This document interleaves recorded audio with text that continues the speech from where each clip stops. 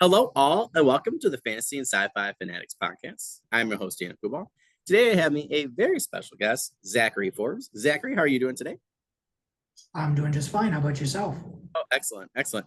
Thank you so much for coming on today. And we're really looking forward to talking about you, your writing, your books, and really just kind of exploring, what your experiences have been. So, thank you so much for coming on today, and I look forward to our chat today. So, Thanks for having me. I hey, appreciate it. sure. All right, so we'll go right with there with that first question. What has your writing journey been like up until this point?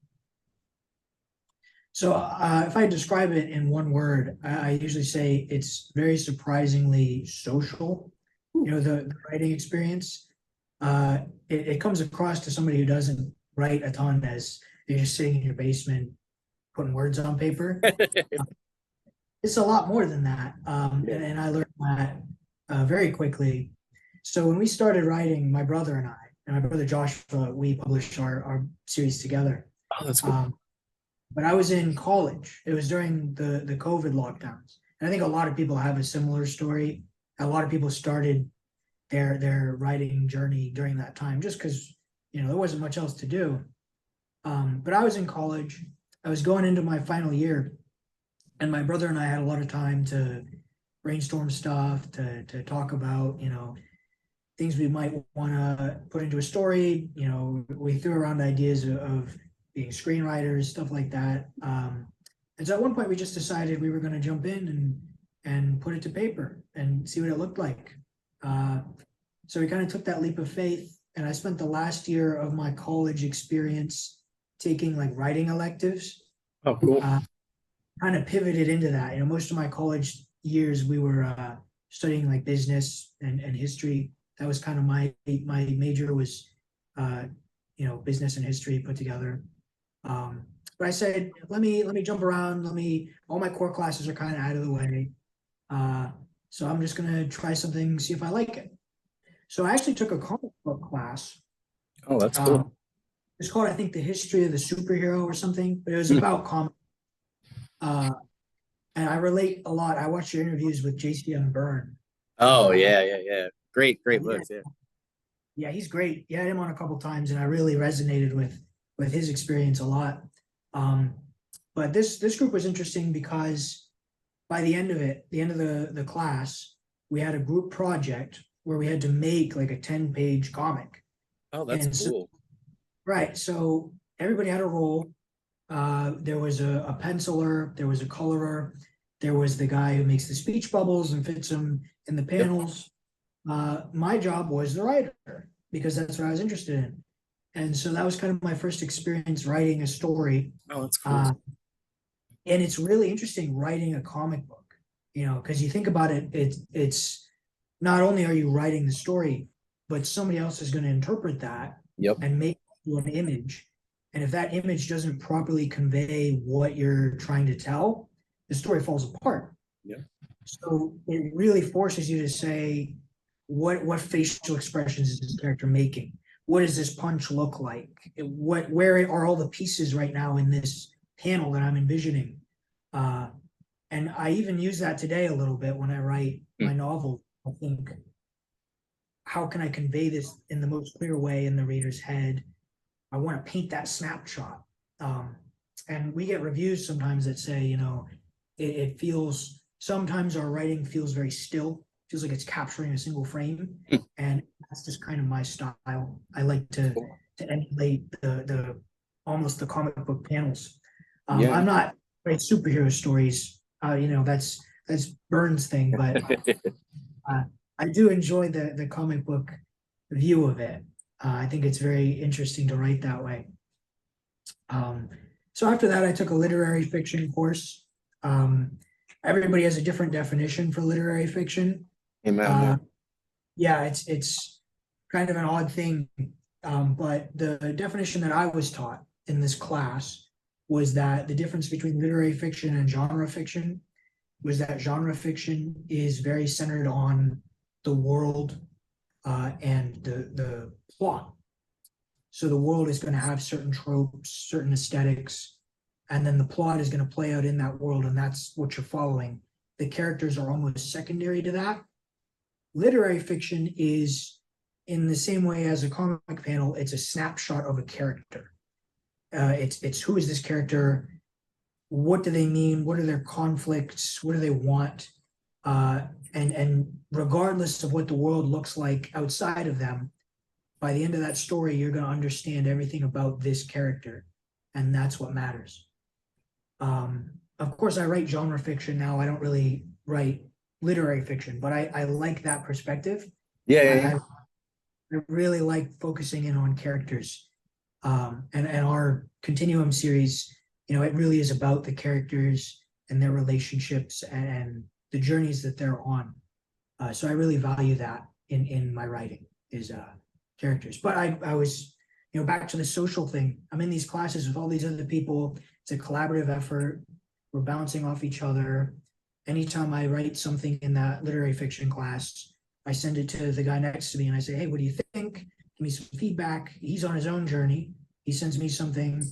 Maybe he writes fantasy, maybe I write thrillers, but we can still tell each other what we like, what we resonate with. And I think that really helped me grow into the published author that I eventually became another year later, I think. That's cool. So yeah, that's kind of how it all started, was those college classes. That's awesome. Well, when you're talking about like different genres too, I mean, I talk to people like, why do you follow this person? Why do you talk to this person? I'm like, I look at a guy like Richard Lee Byers, who wrote a lot of Forgotten Realms that I love, like considered classic fantasy, but he has a lot of horror elements. There was one, I forget the person, it was Mel Odom. It's another of my favorites. I thought it was one of Mel's books. Someone might correct me, but it was a book from Forgotten Realms called City of Ravens. It was written from the perspective of a thief, but it was like the point of view was totally different than most people. Usually people did like third person point of view. He did like a first person or something like that. But like the story itself was super cool. So like it's set up like a thriller and it's a mystery. And the thief essentially like has to figure out like basically like who the killer is, and they're using magic to do it. And it was one of the best. I didn't understand why I enjoyed those kind of books at the time. Elaine Cunningham's another one. She was pushing the pen for them. But the best Forgotten Realm stories, I remember the books were the stories that had multiple genres attached to them, or they could, had elements of multiple genres, I guess I should say. Like Richard Lee Byers, I read one of his Rebels of Vanheim. It's like a original Marvel comic book character for Heimdall. Unfortunately, not the Idris Elba one, who is my favorite, but the original one from the comics. And he writes multiple, styles within it into one, like, like a blacksmith, and just does a really good job. So I always find those stories to be the best. So if you're talking about science fiction, you got some thriller in there. Or a mystery or whatever, some horror. I think that's why Alien's so good, right? You have sci-fi, but it's a mix of horror. And there's a little bit of mystery in there too, a little bit of thriller. So that first one in particular was awesome because of that. So I don't know. I think you're talking about having these different experiences with these different writers. Some people would say, well, I want to be in just a fantasy class, or I want to just be in a sci-fi class of writers. And I think that does help at times for certain things, but it could also hurt you because you're talking about natural culture diffusion within a group and helping you grow as a writer. And I've had similar circumstances. I've been lucky as a teaching professional where I got to go do writing PD. I was doing dark fantasy, someone else was doing something else. And the amount I learned from different people, and the main guy that was teaching, like he never wrote fantasy or sci-fi, right? But he's helped improve my writing to a huge degree. So I totally agree with it. If anybody has an opportunity to take any type of class like that, or a seminar, I think it's good. Even if you write fantasy, sci-fi, horror, mystery, thriller, whatever, historical fiction. I interview historical fiction authors on here from time to time. People are like, why? I'm like, a lot of fantasy is historical fiction, right? You're just changing some things. So I think there's something to be said there. Like you're saying, like if you can learn from anybody or, any genre to become a better writer. So I think that's awesome. Yeah, I actually went to UF, University of Florida, which Oh, is a very, nice. very big college, right? And so I think especially if you're in a college like that, the number one advantage is going to be the networking. It's going to be Yeah. meeting people. In that comic book class I mentioned, we had our teacher was he was a self-published comic creator, Oh, that's and cool. he was reaching out to people, finding comics for us to read from other independent creators and also, longtime creators from Marvel and DC. So we actually got to have a virtual conversation with Mike Barron, Oh, the that's Punisher. awesome. Yeah, I got to That's talk to him. super I got to cool. ask him a question. He, I mentioned that there's that Punisher panel that everybody knows, where Punisher's kind of sitting in his underground lair with the coffee cup, and it's just a dollar box that says, "I don't pay taxes." Uh, I mentioned that to him, and he was like, "Oh yeah, like I remember writing that," and he gave me some perspective on that character. I look at it as he's writing it instead of how most readers perceive it, and he had some very interesting takes. He was like, the Punisher is a thriller character. He said he doesn't really care for when it mixes with the rest of the Marvel universe. He likes the sort of espionage stuff. Oh He yeah. told he told me he sees Frank Castle as a as almost a guilty Catholic. Mm. Um, Very interesting perspective on that character, because obviously the Punisher doesn't come across as super religious, so it's almost like twisted. Like he doesn't really know what's right or wrong, but he knows the bad guys need to face retribution, and so that had some inspiration for the way we write Kennedy, who's the detective in our Mm. post-apocalyptic story. It was great, talking to him. He's such a great uh, comic art or comic author, and to be able to meet somebody like that, huge experience. Huge. No, totally. I actually was originally the illustrator years and years and years ago. I'm like old now, but like when I was, oh my God, it's like over 20 years ago now.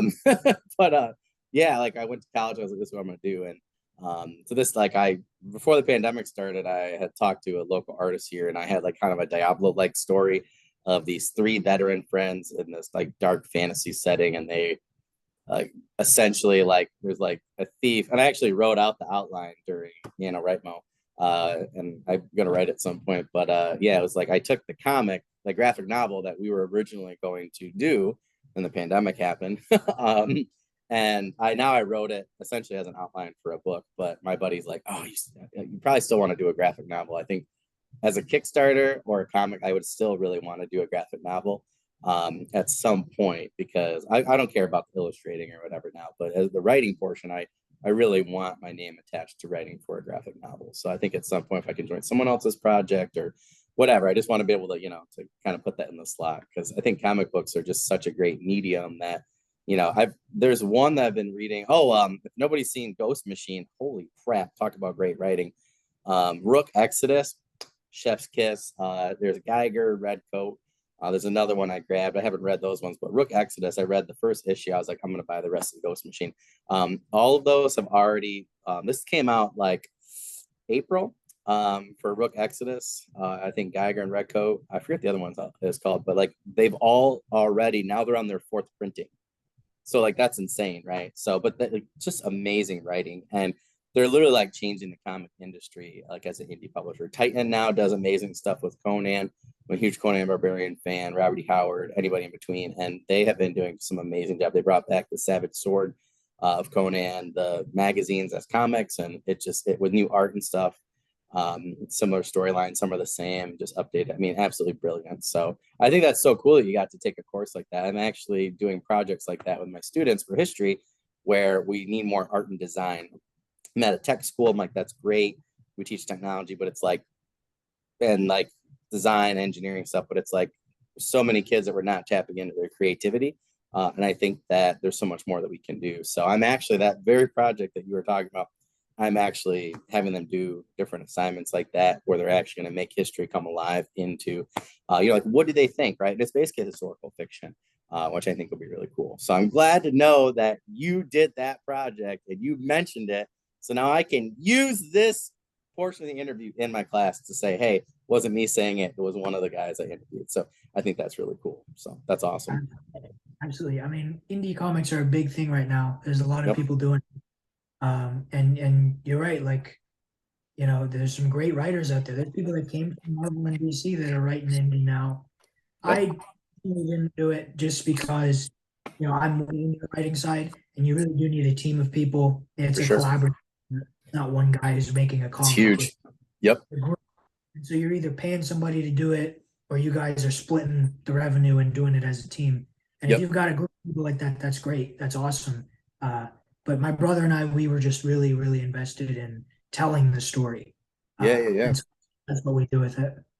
Oh, that's cool. It's cool. I just think it's cool that you did something like that, but Mhm. like learned a lot from the writing aspect. So I think that's cool too. You know, it's a visual medium, right? Still, but you're reading, but it's still quite the visual medium. So I think it's cool that, you know, that you learned a lot from an author from, you know, doing something like that. I think a lot of people then can think, oh, if this opportunity pops up for me, what can I learn? Even if it's not entirely writing, you know, or 100%, but it's something like comics or whatever. You just never know, right? What you can do to help improve your craft, I guess, is I think is a really good lesson to learn from that. So I think that's super cool. So we talked a little bit about your genre, but just just to be really clear for our audience, what genre or genres do you guys currently write in and why? So there's a lot of things you could call continuum. The first book in the series is called Three Rivers Plague. Uh, on the surface, it comes across as it's a post-apocalyptic, essentially a zombie apocalypse story. So kind of in the vein of The Last of Us or World War Z or I used to read the Robert Kirkman comics, the Walking Dead Oh stuff, yes. and so it's a lot of that in there. But we write our stories like thrillers. You mentioned that you were reading fantasy stories that kind of have Yeah. that thrill build to them, and that's usually how we write them. You know, I wrote a sci-fi story on my own called Slip Space Terra Nullius, and it's Cool title. really, I think of it as almost a Jack Reacher story in space. Oh, that's Uh, awesome. Sold. yeah, Sold. so yeah, so it's I really love it.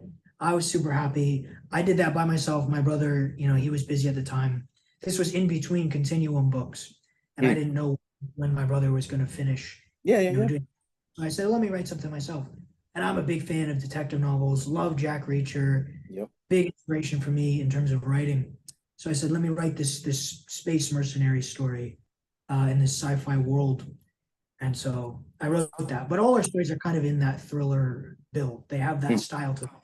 Oh, that's Past cool. tense, snapshots of scenes. There's a constant pacing that's supposed to keep you invested. A little bit of a mystery to keep you in suspense. So even our continuum novels, we write them that way. Hmm. They're zombie apocalypse thrillers, but then we do tap into the sci-fi side of it. Obviously, Slip Space is it's a sci-fi story. It's a sci-fi thriller, but Three Rivers Plague and the sequel, Foot in the Grave, they take place in this world. It's almost the ruins of a near future sci-fi world. Hmm. Oh, that's Um, cool. right. So it takes place in the 80s because we wanted that aesthetic. The main characters are like a former rock band in the Oh, zombie that's awesome. apocalypse. That's kind of our pitch is this band of rock stars. There's a at their concert, the apocalypse happens, a bioweapon goes off. They get taken away to some shelter where a bunch of famous people are, and then they have to leave. And so they're in this crazy apocalyptic world. But we wanted that 80s aesthetic. So it takes place in the 80s. I think the first one is in 1986, 1987. Hmm. Uh, but it's a little more techy than the real world was during those years. Um, One thing we threw in, it's set in Pittsburgh, but we threw in this hydroelectric dam in one of the rivers. Pittsburgh has the three rivers. It's what's called Three Rivers Plague. It's got Oh, the two rivers converging at the point of Pittsburgh here, and then going off into yep. the Ohio River. That's And cool. so the top river, I think that's the Allegheny. The Pittsburgh So people have been wrong. I think that's the Allegheny River. put it in the The comments, guys. We got Yeah, if it. I'm wrong, it's either the Allegheny or the Monongahela. I think it's the Allegheny. I was just There looking is, at the map today before I came here, so that's so sad. I'm like totally blanking right now. I thought it was Allegheny. but we placed a hydroelectric dam in that Hmm. river, and Oh, they that's have awesome. some pop and lock dams now, like modern day in those rivers. But this is like a full on, like you can walk over the top of it. There's an inside Hmm. and all. And it's sort of sci-fi. Kind of they kick it on again to try and power the city after the outbreaks happen. So that's just a little sci-fi thing we threw in. The government has technology. So when the band gets whisked away from the stadium when they're performing, there's these soldiers that come in and they end up being the National Guard, who's the direct kind of army of the governor, who's in that bunker with them. And they're like they've got this black armor. They've got decked out M4s with attachments that wouldn't really be around during that time period. Oh yeah, yeah. They've got these black helmets and gas masks with red eyes. It's almost like Resident Evil or Oh, Killzone. cool. That's what we were going for. So they're a little bit techy, and then the shelter that they go to, we put a really big kind of sci-fi twist on it. We said that they're in almost like a zeppelin, Hmm. um, and we do a lot of music references in our Oh, books that's awesome. because it's a band. So it's literally a zeppelin coated in a lead alloy. I love that. Yeah, I'm and a so we dad, so I love dad jokes. So yeah, it's kind of, so they go up and they get into this lead zeppelin for their shelter, and they're up there. They have to stop to refuel at their whale harvesting stations along the border of Pennsylvania, but then they go back up in the air because the ground's just not safe. hmm. Uh, and so that's another little sci-fi element. So it's the remnants of a sort of sci-fi world, and that all comes crashing down. You only really get a taste of it before the apocalypse happens, Hmm. and then whatever's left. So I'd say it's uh, number one, it's just a post-apocalyptic story, but it's also a thriller and it's also sci-fi. That's how I would describe it. Oh, that's That, awesome. yeah, I, end of the story. I just keep referencing this because I've had so many people on because I'm interested in how people combine different elements together to make one really good story. And I always like it. Everybody's probably tired of me saying this, but I love blacksmithing, so big in the forged and fire. If it was like a different time, I'd probably be a blacksmith, to be honest. But I think it's interesting, right? We take those different elements and we're able to layer them so tightly to create one product, right? So I think that's really cool. To me, that's just really interesting. I totally forget if you sent me an email or if I had seen your blurb somewhere or just like that tagline, but I was just like, all right. I'm like, I don't know if I remember went to Amazon or what. I was like, all right, I got to figure out like what's going on here. Like with the rock band, it just sounded so interesting because that's not your typical, zombie thing, and I like that you guys did that because to me, it's like you take people that love zombies, you take people that, like certain music or whatever, or just writers like me that just are like, oh, that's a cool take, and then, you change something. It's just a great example of tweaking something, it doesn't have to be Brad Pitt being a scientist every time, right? Like World War Z or whatever, or a soldier.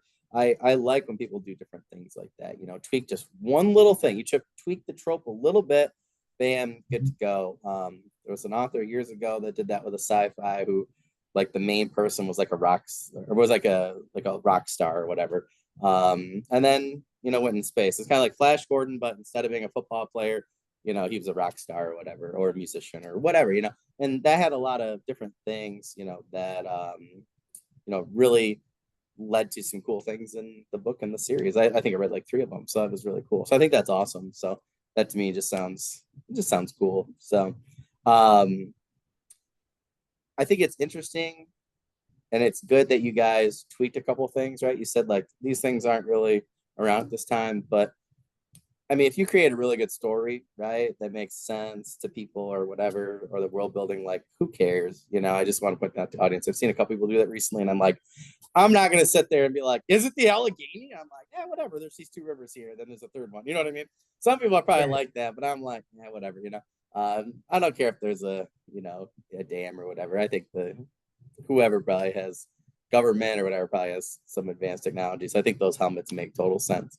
I think you only see things on the market that are like 20, 30 years later anyway. So I'm sure that, I'm sure they got a lot of cool stuff. So I think that makes total sense, So I think that's really cool. yeah. We just it's an alternate 1980s. It's not Yeah, historical. It's yeah, yeah, yeah. the world. Yep. So if they spell Allegheny wrong, that's fine. No, I'm just kidding. Yeah, but I mean, I think it's interesting though, right? It's a cool time that you guys picked. I mean, 1987, that's when I was born. But yeah, like that's just a cool time. There's so much going on. I think you guys did a great job picking the time period for music in particular. That's like some of my favorite music and favorite bands were out during that era. So I think that like helps you guys out quite a bit where you just get a lot of really cool stuff. And I think that's cool because then you get a huge chunk of time too, after that you can do a lot with, in terms of your post-apocalyptic society or whatever. You could answer a lot of what if questions too. Like as a historian, I'm like, ooh, what if an apocalypse did happen there?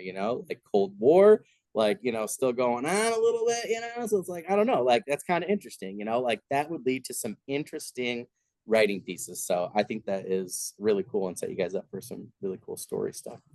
So you talked a little bit, you mentioned a little bit about the series, a little bit how you guys came up with this idea. But like, really though, like, what was going on at a certain point where you and your brother are like, oh, we're gonna take a rock band and we're gonna make it post-apocalyptic and add these sci-fi elements? Like, were you guys playing a game, playing some D&D, playing some Halo, drank a lot of Mountain Dew one night after watching Alien or something? I don't know, like, or Walking Dead. Like, how did this actual idea of Continuum come about? That's what I'm curious about. Yeah, well, so we consumed a lot of entertainment during lockdowns. Oh, You that's know, I fair. was Yeah. I had some free time while I was in college because I was a pretty good student, so I got my stuff done early. Hmm. Um, but my brother and I, we played a lot of games together. We watched a lot of movies. Obviously I was reading books. I've always loved books. Um, I read a lot of those Star Wars EU novels. Oh, yeah. I was very dissatisfied with the Disney movies, so I said, let me just dig in and read whatever I can from the EU's from the. amazing. If anybody hasn't checked it out yet, it's some of the best writing. I heard some of the day said Kevin J. Anderson is so bad, and I'm like, what are you talking about? I'm like, his EU books were amazing. Anyways. No, Timothy Zahn. I put him in every time I have a bio where it's like Yep. this inspired me. He's always Yep. there. I Oh love God, Timothy amazing. Zahn. He's so great at capturing these characters. It feels like you're watching the movie. He You know, really when you does. Yeah. He's like R.A. Salvatore. Those two people and Elaine, like Cunningham, those three people, I'm like, it's like watching a movie. It's Mhm. just you just fly through the book, even if it's a narrative description. They tell you not to info dump. They info dump, but they do it in a way where you feel like you're watching a movie. It's insane. And Timothy Zahn, not only does he capture the characters so well, he knows exactly the words to use. Like when he has a Yes. dialogue for Han Solo, he'll say like Han growl, and I'm like, that's it. That's exactly what it sounds like when Han Solo says that. Is he's growling, and I'm like, Yep. awesome. Yeah. But he also manages to juggle so many characters. If you think about like by the time you get to the end of the Thrawn trilogy, you've got, I think I counted too. I think there's like 17 perspective characters or something. Yeah, it's in the high teens for sure. Yep. I mean, you've got Luke, Han, Leia, you've got Mara Lando. Jade, Yep. Lando, right? You've got The captain, right, of Mara J, or not Kyle right, Katarn, but the the other the bounty, smuggler guy, whatever. Yeah. yeah, you've Yep. got General Bell Iblis, right? Yep. You've got all these characters, and then of course you're popping into Captain Pellion's head to watch Oh, the Kellyan. throne. Yep. Oh God, what a great character. So it's just, and he manages to keep me invested in all of these characters, right? Equally. Yep. There's never a moment where I'm watching a scene and I'm like, yeah, I don't really care what happens to these people. Like, let me Yep. skip it. No, I'm invested. Over the course of this trilogy, he made me care about each one of these characters. I Yep. want to see what happens. I know who this guy is. I know what he's about. Let me watch what he does here. And so that's another thing we try to emulate is making sure every one of our characters has that depth where Smart. you're not wasting time watching somebody who doesn't mean anything. All our Yeah. characters and have a purpose in the narrative. So we read a lot of that, but we did play a lot of video games. I remember um, this might be controversial, but my brother and I, we were really into Fallout 76, Mm. which it's a bad rap. It's not awesome. It's not as awesome as the other Fallout games narrative wise, but it's the first one with a co-op experience. So my brother and I played that a little bit, and that kind of got us into the feel for like a post-apocalyptic story. Yeah, for sure. Yeah. Smart. Yeah, like this, we feel like we could tell something in a world like this. Yeah. Three Rivers Plague. Sometimes if I'm talking to somebody that has no exposure with a lot of literature, I'll say Three Rivers Plague is kind of like if you put Fallout and Walking Dead together. Mm. It's just like a Walking Oh, Dead that's story smart. Yeah. Yeah. Yeah.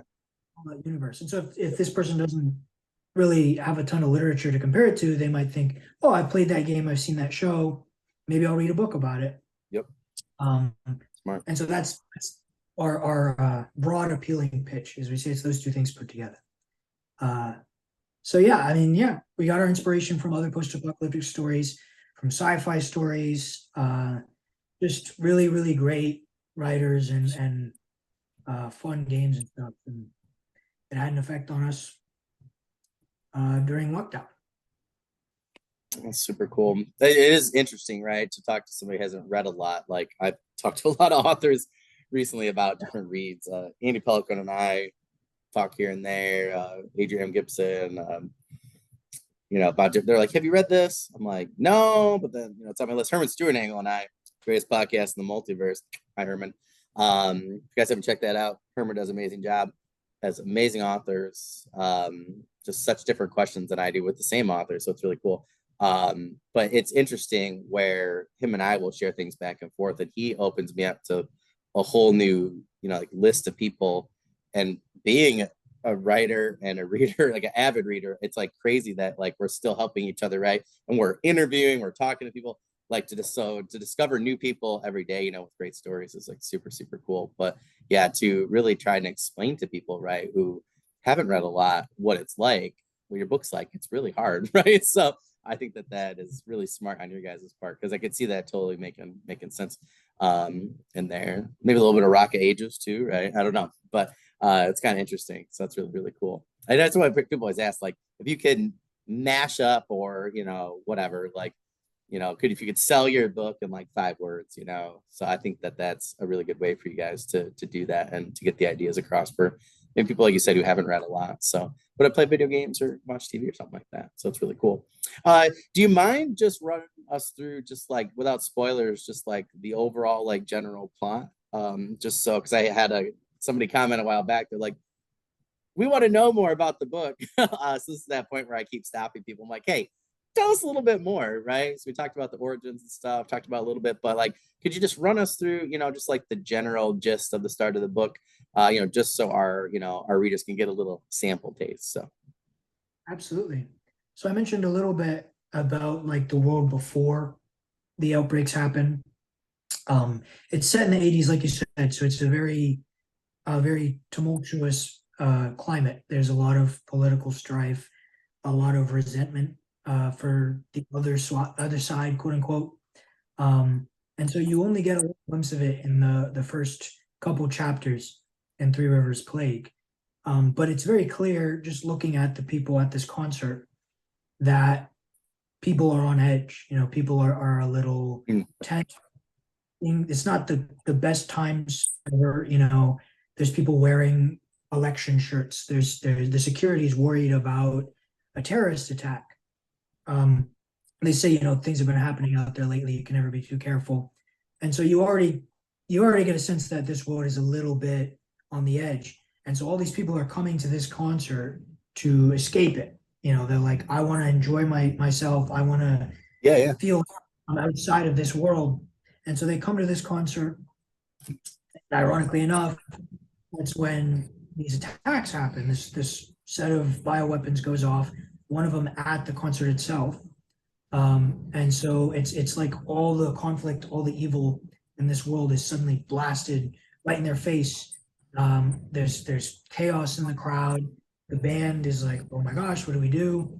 And so our main character, Thomas, goes up to the microphone, and the soldiers from the National Guard are coming down. They're trying to get everything under control. And Thomas tells the whole audience, he's like, hey guys, listen to these guys, let them help you. We're going to figure things out, and we're going to get back out here as soon as we can. Kind of be, trying to give some comfort to these people. And so the soldiers take the band away. They take them off in a truck to this air shelter in the mountains, the Led Zeppelin. And they go up in it, and they're kind of like isolated from the rest of the world. Nobody tells them what's going on. They know that something happened. They know there were attacks. They don't know who did it. Was it the Soviets? What's happening out there? And nobody's really giving them that information. But they're in that Zeppelin for a couple of chapters, and then one of their friends gets sick. So one of the bandmates is infected with something. And so they have to make a choice saying, well, we can stay here and have this sickness kind of envelop him. he might be killed, he might be dragged away, we never see him again. um we can take that risk, or we go venture out into the world again and try to figure out how to help him. Mm. So that's the choice that they're faced with. Some of them are more interested in doing it than others. Some of them, they all have very different personalities. Every member of this band, there's Thomas, there's Rachel, there's Nick. Every one of them kind of sees the world in a different way, and they're very layered people. That's something that we try to make sure we do with our characters. We don't like one note characters. So you look at Nick, for example. Nick is the guitarist. He's very good with instruments, in the sense that he plays the guitar, obviously, but he also, as a hobby, likes to shoot. And so he used to take Thomas to the gun range. They've got a mutual friend that they used to shoot with. And so Nick is like analyzing the guards' weapons as they're leaving the stadium. And he's like, that's interesting. I don't know what this is. I've never seen this before. He's also a little bit, not necessarily rude, but he's very blunt. So, when they get out to the wasteland after they leave the Zeppelin, they find like a really cute animal, and he's like, oh, we can eat it. And Rachel's very upset by that. And so he's that kind of character. He seems like he's an asshole almost. But when they're leaving the stadium, one of the first things that he does is he jumps in the back of the truck. He starts helping the others climb in.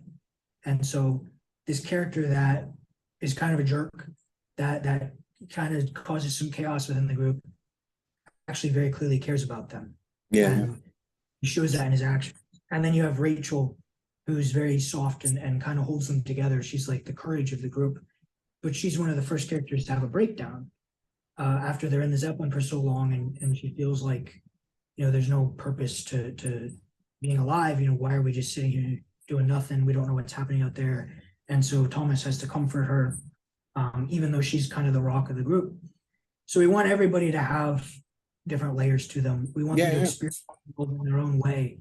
And I think we achieved that with our characters. Obviously, the reader is the judge. But my brother and I were very happy with how it turned out. So that's the story. One of them gets sick. They go out into the wasteland. Everything after that is just mayhem. There's the undead. There's gangs of people. It's really the hatred and the turmoil in this world exemplified.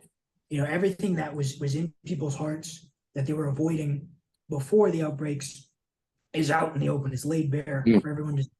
That's a good point. Yeah, you've got warring people. There's a crime family that's running one of the gangs, and so they're a little more formal. They're a little more traditional. And then you've got the gunmen, who are just like raiders from Fallout, where they're cool. Like if somebody is showing signs that they're going to be sick, we got exile. Like very, very cruel. This is how we run things to survive. And so these gangs are at each other's throats. There's a cult that they run into at some point. That's cool. I can't go into that too much because there'll be spoilers, but there is a cult. And there's another twist with the zombies, quote unquote. We don't call them zombies. That's kind of a trope in zombie stories, is you don't use the word zombie. We call them hunches because they have this hunched posture. Oh, that's cool. So that's our term for zombies, is hunches. But there is another creature out there that they have run-ins with, and that it has to do with the cult. So that's a little thing that's kind of in the background. That's the real horror aspect of the story, that kind of shows up now and then. So there's a lot of chaos, a lot of mayhem, and it really is a metaphor for the turmoil that existed in the world before the world fell. And I feel like would be one in a post-apocalyptic world, because you look at Book of Eli, it's pretty crazy, right? Water world, pretty nuts, right? A lot of pirating, violence. So I think that makes total sense, with the genre and how it would be, right? If our world now is pretty chaotic with order and whatever, and not zombies or hunters or whatever, or whatever, and add that to it, it makes total sense that it would be mayhem. You kind of mentioned more stuff about world building there, in particular. So do you want to just kind of skip to number 5? So when it comes to world building, like what can readers kind of expect? I feel like you gave us like a nice glimpse already. But like, what did you guys really focus on the most, when it comes to the world building? Mhm. It's really clearly, I think it's clearly layered, but I was kind of curious at what you guys really tried to focus on that you really wanted the reader to pick up on, like right away. Right. Absolutely. The You talked world about the building, time period, which I think was awesome, and kind of that chaotic feeling. But like, what else did you guys, try to like focus on? right. So a lot of the world building is the turmoil of how the world was before. Like I said, that Cold War aesthetic. Um, we also use a lot of music references. Uh, as I mentioned before. So anytime something new gets introduced, I would recommend just stopping and thinking about it for a second, saying, does this can I piece this into a way that it sounds like a song or something? That's awesome. I'd say the most obvious version of that is the Led Zeppelin, but Yeah, yeah. there's characters we'll introduce that'll be in a couple chapters, and it's like maybe they're named after a band or a song or something. Oh, that's Uh, cool. we actually have episodes.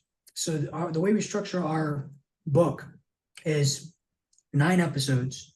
Each one has a name. So we didn't want to name, I think it's like 70 chapters. We didn't want to think of 70 names. So we have 9 episodes, each one with like 6 to 12 chapters, and every episode has a name. And every episode, the name of it is inspired by a song. That's So awesome. that's going to have something to do with the events that take place in the chapter. And That's awesome. it was a weird way to approach the story, but something we did do in when we wrote Three Rivers Plague is we would think of a song name, say you scroll through Spotify or something, and just get ideas from that and say, okay, if we want to use this name, like what should happen in this chapter? That's cool. And That's cool.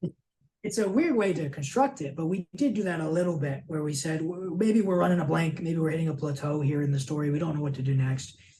Let's fill this slot just by picking a song and trying to run with it. Yeah.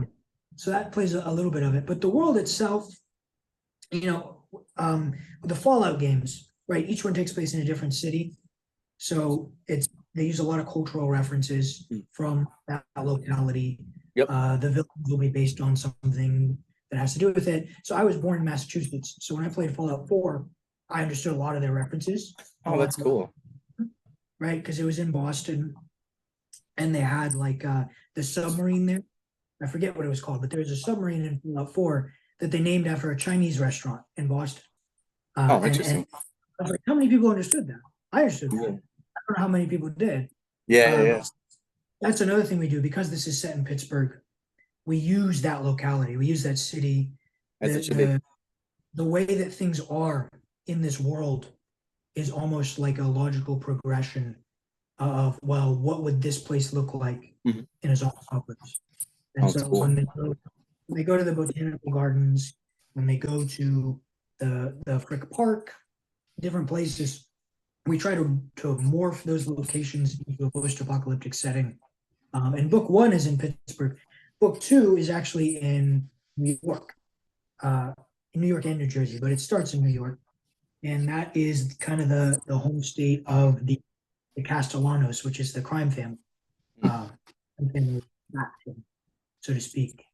And so they're based out of the New York quarantine zone, which is sort of tyrannical because they're this mob that controls what goes on there. They're very self-interested. And so we build this quarantine zone that they're all in Foot in the Grave, the second book. And we try to structure it as this semi-tyrannical, almost phony sanctuary. And so they're there in that book. In the third book, which isn't out yet, we're going to send them, I think, to Boston and Salem. I think. Oh, that's cool. That'd be awesome, man. So we're a little familiar with that because I was born right around there. So that's probably the next location. We're planning on sending them to Florida at some point. That's where I live now. I've been down here in Florida for most of my life.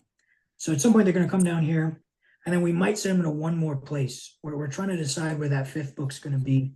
We're thinking it might be Texas. We're not sure, but cool. Texas is a contender. So we use a lot of cool in our world building, and we just hit it to the max. We throw in some sci-fi stuff, and we examine everything, and and that's what our world building kind of looks like. That's cool. Well, I think doing it, but like thinking about songs, right? Because that's really what I found out, certain writers do, with directors and producers in Hollywood, like they're like, okay, well, what song? Like, this is kind of a dull. I do that, right? I'm thinking, like, okay, what's the music that'll play? And I'll do that to write, right? So if my dark fantasy, they're like fighting, right? And I got this guy, my main character, who's kind of like one of the main characters, but like he kind of him and his partner, this dwarf, like are from the north, right? So I'll play some Nordic music, right? So if they're getting it on, destroying a bunch of guys or something with their party, I want that type of music, right? And then it helps me to kind of think of the pace and stuff. So, or like I think it's hilarious, like Cobra Kai does a really good job with different music, particularly with their trailers, with bringing in stuff like Rock of Ages was perfect for season 5 trailer. When Terry Silver is like, come on, Danny boy, you've always had a little Cobra Kai in you. And like, but they did it with the music so well. I was disappointed that when the scene came, that Rock of Ages wasn't playing. Yeah. So I think that you say, oh, it's kind of weird, whatever. That or interesting, like that is so cool. I think you guys should continue that. That's a very unique way that I found out that certain Hollywood writers and stuff use, because they get with their music people and they're like, hey, this is what's going on, but I'm having trouble with this scene, or we want to improve this scene. And they're like, well, what do you think about playing during this time? And there are some songs that people have changed with the director's cut or whatever, right? Where then it's helped them improve scenes. I think of like Guardians of the Galaxy, where Chris Evans doing the dance and everything. Hey, like that was genius. So I think that I would keep doing it personally. That to me sounds awesome as a reader, sounds even more awesome as a writer. So I think that's a really cool way for you guys when you have writer's block or whatever, right? Whatever, like do it that way. I think that that's really cool, particularly if you keep doing that. So I think that is really, really cool. And I'm actually really jealous that I didn't think of that idea myself. So I know we're running on time here, but I just got to ask, in terms of writing the books themselves, I'm just curious at like, what have been the biggest challenges? And then maybe what do you consider your guys' greatest accomplishments so far, I would say. So far, yeah. So I'm really happy with uh, our performance this month. Oh, We cool. we released book two, and we got a bunch more sales for the first book, which usually happens. Most people, when they publish a sequel, they don't see that sequel taking off right away. Yeah, yeah, It's yeah. going to be people coming into the first one and saying, "Oh, there's another one to look forward to." Yep. We've had a good month with that, and we got a bunch of stuff in the chamber. We're really passionate about this world. I wanted to write another Slip Space book, but I've just been, my brother's into gear now. He's super invested, so we're just Yep. working on this Got to crank series. while you can, right? Yep. So we've got a Kindle Vella story going called Dead Capital, which is about a character from the second book. It's its own standalone story. You don't have to read the other books. We try not to make them rely on reading the other one. So Yeah. if you're okay with just jumping into this world and not seeing the origins of it, you could start with the second book, and it would be a contained story. And you using context clues, you say, okay, they're in this place, Yeah, they're in yeah. the zombie. It's Smart. still we try to do that with our stories. So the Kindle Valley story is the same way. But I'm really happy with where we are. We've got two books in the series. We're working on a third. We got two more planned after that. Mm. We got a Kindle Valley series going. I think we just hit. I think we're at 15 reviews for the first book on Goodreads. That's just Okay. climbing every day. And the first book, that once we got that published, that's when we kicked off and we were like, yeah, we're authors now. Yeah, yeah, yeah. Nothing beats that feeling of having that first book out. And now I can say we've got three, going to be four soon. Awesome. Um, it's an awesome feeling.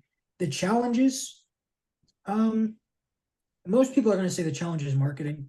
That's what most people will answer. Like every time, which is fine I because I totally agree. I agree, but I think there's a lot of things that are challenging. So, it's a different mindset. yep. So I'll try to spin it my own way. We learned something after writing book one, which is that 80% of readers are women. You know, a lot of women read books, um, Particularly on Kindle. Yep. particularly on Kindle, exactly. And so when we wrote that first book, we were like, well, this is a zombie apocalypse, it's a thriller action thing. How many women are going to read it? Let's make it targeted towards our readership. And so we have female characters, we have female representation. We never have any characters that don't mean anything to the plot. We love our female characters. We love Rachel, Dr. Lee, Dr. Garcia, Drake. Lorena Drake is her name. She's the main character in the Kindle Vella story. She's the character we introduced in book 2. Oh, cool. But when we wrote that first book, we weren't really thinking about that. We were thinking this is almost like the original Predator movie, a bunch of guys in the woods with guns. Yep. But afterwards, we got a lot of women reading the book, just because they read a lot. There's a lot of female readers, and so when we entered into Space Fic, the sci-fi competition, we had a few female reviewers read our book, and they came and they said, we really like this. We really like the style. You guys are great writers. You got a great voice. It would just be nice if there was a little bit more for us to cling to. So another perspective I could have other than Rachel in the first 20% of the book. Yeah. And so Josh and I sat down and we were like, okay, we understand that. So let's see what we can do with this second book. And so when we wrote the second book, Foot in the Grave, that was like a goal. We said, let's have one of the 3 protagonists be a female character that we put a lot of effort into. And so that's where we created Lorena Drake from. She is an all-star character, one of the best we've written in our minds. And we said, let's give all these girls that wanted to check out our books, that gave us a chance, let's give them something else to cling to. And so now in the second, we've got Rachel, who is the love interest for Thomas from the band. We've got a pseudo antagonist from the Castellanos, who is a female. We've got Dr. Lee, who's a scientist in the quarantine zone, and we've got Lorena Drake, who's essentially the second, third protagonist of the story. So we really wanted to make sure that we hit that goal for the second book. Yeah. And I think our female readers, once they get done reading it, I think they're going to be really happy about that. And so that's just something to keep in mind if you're writing, whatever you're writing, whether it be sci-fi, fantasy, or zombie apocalypse story. There's a lot of female readers out there. Even just the smallest thing, saying, "Hey, we see you," they'll appreciate that. Yeah. No, it's super cool. That's awesome. I actually have my novella ends. My first prequel novella ends before we meet our like she's not a secondary character, she's just like a dual character. I was called like the series is nothing with her, but like it's really like about who he meets and his team of monster hunters and his clan and stuff later. Well, he doesn't meet her till book 2, but her spots at the end of the first novella.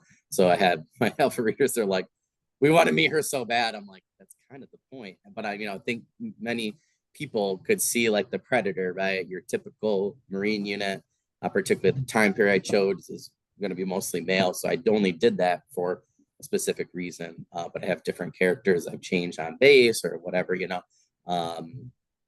or within the community that they are, to keep that in mind. So I was like, oh, there's too many guys in here. Like, what are other people going to see, I think that for a lot of things. So I think that's smart for you guys from like a marketing standpoint. And it just makes, I think, a better writer, right? Because you're trying to, make the story better. So that sounds really, really cool. So we're going to go with that last one there. Oh, sorry, go right ahead. Sorry, cut out of me. You're good. Predator's a great movie, by the way. I'm not. Yeah, no, it is. Yeah. It's awesome. There's plenty of great movies that target that kind of audience or plot. If it just makes sense to have mostly males, I'm just saying for a literary perspective, there's a lot of women that could be part of your audience, and so you might be keeping them out, right? Yeah, you don't want to miss out on that. Yeah, it's funny because I've had so many female authors on recently. There's so many different authors on, but it's funny that you're the only one that has actually mentioned that recently. So I think that's like, again, I'm going through rewrites. I think that's a great thing to think about before I go to write tonight, right? Like, am I expanding, on different characters to not leave out certain audiences? So I think you're right on the money there. So I think that makes total sense. It's a great input. I know we're just, I just want to make sure I have enough time because I always like love this question. So that last one. So just feel free to tell us any, current projects, news, updates. What are you guys working on? What do you guys got coming in the pipeline? I know everybody is like their favorite question. So, Yeah. Yeah, I mentioned a little bit, we're working on book three. Book two is still very fresh. By the time this interview is out, it's gonna have been out for about a month, a little over oh, a cool. month. So I've got it right here, Foot in the Grave. It's I love the we're cover, by the way. I love both of them, but I love that one. punchy. Love the title too. Yeah, Foot in the Grave. We didn't want to call it One Foot in the Grave because that's probably taken by quite a few other authors. Yeah. That's our second book. It's a little shorter than the first book. The first book's pretty long. Um, we like to say it's almost structured like a fantasy epic. It's a Oh, really cool. a fantasy epic in a post-apocalyptic world. But this one's shorter. So if you're a little intimidated by a longer book, absolutely feel free to start with the second one. It's its own story. You're just going to be dropped right in. So that's out. Obviously, check that out. We've got the Kindle Vella story running. It's called Dead Capital. Dead capital Capitol, like the Capitol building, because it's set in DC in Oh, cool. Washington, D.C. That's a great And so, title. yeah, so we call it that. We're shooting for at least 10 episodes because we're trying to put it in the Vellies Yep. competition Yep. going on. So any follows, any likes we can get on that would be great because that's going to give us a little bit of a boost. We're just going to see what we can do with that. I'm liking the story so far. It's mostly me writing it, but Josh is helping a little bit, so he's on the credits. So anybody who wants to check that out, be a great boost for us. And that character Lorena, she is in Foot in the Grave. And then at some point soon, for the people watching this, maybe either a couple weeks or a month after this video releases, we're going to be releasing a novella set before the Oh, cool. apocalypse. And you're going to get to see a little bit of the espionage side of That's awesome. yeah, we wanted to kind of show the downfall of the world. So kind of like now the Star Wars prequels, they instead of having this Yep. farm boy from the outskirts of the galaxy who gets caught up in it, go through this story, it shows you what's really going on, like the capital planets, the governments, what's the hard hitting stuff going on in this galaxy, and how did it all come crashing down? And that's Cool. that's kind of our plan for these novellas is Oh, that's awesome. you're gonna follow our character Kennedy, who is a government agent. He works for the CIA, and you're gonna follow him through this kind of espionage series about how tumultuous the world is and ultimately how it falls apart. So that's coming too. So lots of stuff in the pipeline. I'm super excited. That sounds awesome. Sold. That sounds really cool. Well, that sounds awesome. I just want to remind people that you can find all of the links, all these books, everything that we're talking about below the video and below wherever the description is for the audio as well. We want to also remind people to review, all Zagan Brothers, his products. You got to make sure, we're helping out really any author, creator. I try to tell people all the time, right? Helps cover designers, helps editors, all sorts of people that are attached to a product, copy editors, like whatever, helps anybody out to review a product, but particularly people, who are really trying to push them. So we just want to keep reminding people, please do that. So anytime you're, reading Zachary and his brother's books, make sure you're doing that. If you listen to audio for anybody, whatever the product is, please make sure you guys are reviewing those. That's going to be super helpful for everybody, not just in the indie community, because we've talked a lot of, like traditional published authors on here as well. So it helps out everybody just in general, because it's a hard market now. Got a lot of books and stuff flooding in. But Zachary, thank you so much. This was awesome. Sold some more books. So as soon as my check gets here for my summer stuff, it's going to be probably beginning of next month. I found out today. So as soon as next month hits, but don't worry, my birthday is also coming up. So I got you guys in my queue for next gift cards. So so I'm really excited about that. But yeah, thank you so much for coming on today. And I look forward to I hope in the future, we could talk to you and your brother both, to try and kind of see where like book 3 is for you guys, maybe like once that comes out or before that comes out, so keep me, in mind. I always give alumni first shot coming back for the next season, particularly when it helps, for books they have coming out or novellas or whatever. So if you guys, want to find a better time to both come back, if you guys can, we have through us find a common time. Love to have you guys on. It's always a different perspective having co-authors on, and you guys be like my fourth or fifth set. So I think that'd be really cool. But other than that, my friend, thank you so much for coming on. I really look forward to, checking out your guys' books and, checking out this cool world you guys created. But yeah, if there's anything you guys need in the meantime, like I said, email me, hit me up on social media, and I will help you guys get the word out there as much as possible. And anything that comes up, just let me know. Absolutely. Thank you so much for having me. I'll Yeah, for talk to you, sure. Joe. And Sounds good. I'm definitely interested in coming back. Cool. I'll see Awesome. what you do, and maybe you can get both of us. Yeah, for sure. If it's like a time thing, we can always figure out a different time. My kid's getting older by the day, so definitely helps with finding different time. But yeah, for sure, I would totally be down. So I'll be sending you a follow-up email, and we can chat about that for future episodes. So I think that sounds awesome. Awesome. Awesome. Thank you so much. Yeah, for sure. You have a good rest of the day, my friend, and I will talk to you later. You too. Bye-bye. See you.